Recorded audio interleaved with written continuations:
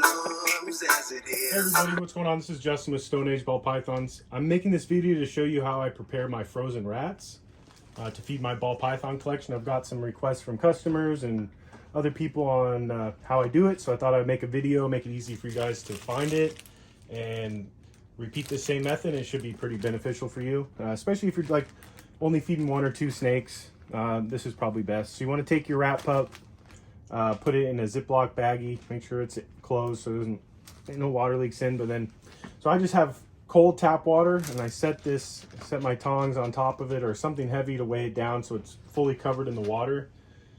You can also put the rats in a fridge and thaw them out.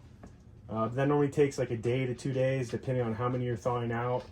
I'm normally thawing 30 plus a week out, so I like to do it in water. It works a lot quicker. And then once this guy thaws out, we'll come back and we'll show you where to go from here. All right, so we're back. It's been about 1 hour. We pulled the rat pup from the cold water. You can feel it through the bag. It's not frozen anymore. And then what I did was I swapped out the water for just as hot as I could get tap water. And I think the temp is at like 106. I would recommend getting one of these. It's a temperature gun on Amazon, and I will put a link in the description where you can get this. But it was showing it like 106. So what we're going to do is we're going to put the rat pup in the hot water. Some tap water is hotter. I think my son might have messed with our setting on our hot water heater just out in our garage. But it's 106, and we're going to monitor it probably every 20 minutes. Come back, you can open the bag, check the temperature of the rat, and you're probably going to have to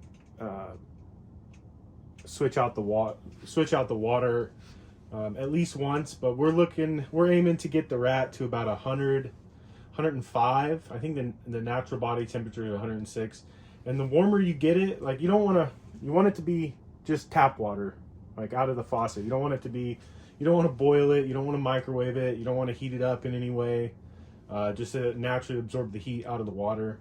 So like I said, we'll come back in 20 minutes, we'll check the temperature of the rat, see where we're at, and if we need to, we will swap out the water.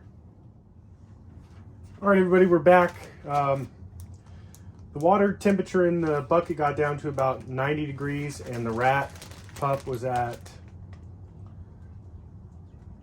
about 81 degrees. So what I did was I switched this water out for hotter water. I adjusted the hot water heater in the meantime, and now this is up to 109. It's been sitting for a few minutes, so it was probably up to 112. But what we're going to do is we're going to put the rat back into the hot water and give it maybe another, so this water's a little hotter, so we're going to give it about 10 minutes, 10-15 minutes, come back and check. All right, so the rat's been sitting for about 15 minutes. I'm going to pull it out and check the temperature.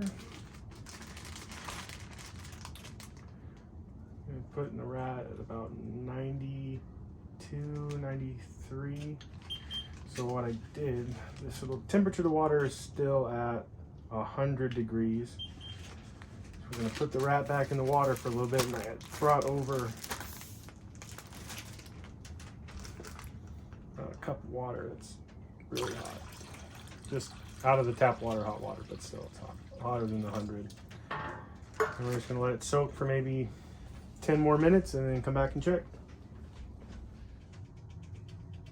All right, it's been about 10 minutes.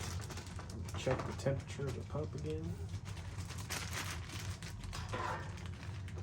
Pretty much just want to monitor about every 10 minutes. Wrap up at 94. Water's at 96. So we're going to dump the water and come back with some hot.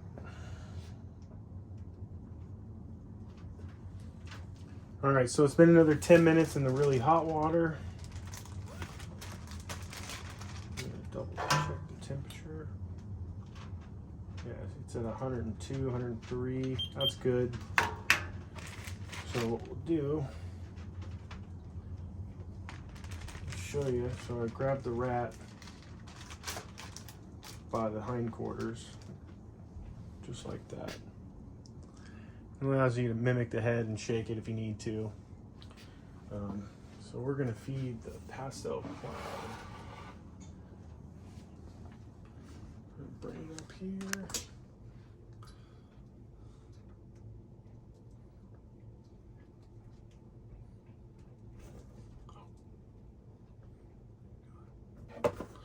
There we go.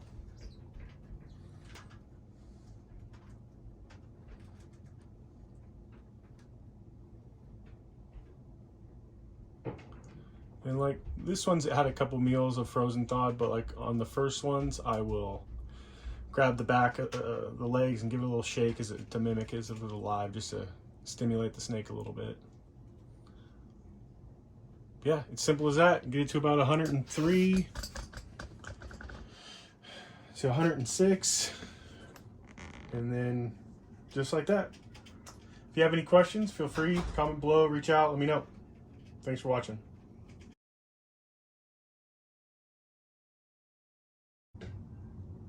So when I start my ball pythons out on food, I normally start them out on frozen thawed. If I can, the first meal I'll offer a rat pup, and if they don't take, then I will offer mouse hopper. And getting them to switch from mice to rats can be challenging sometimes, but a majority of the time they switch right away. I'll take mice bedding, and once the rat is warmed up, I'll rub it around in the mice bedding.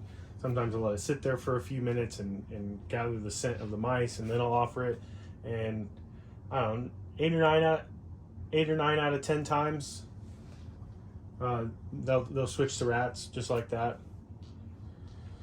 Another thing I wanted to let people know about, if they don't eat right away, you can hold the rat by the back and kind of mimic it walking around and give it little head shakes and bring it towards the snake and then pull it away, just trying to get them interested in it.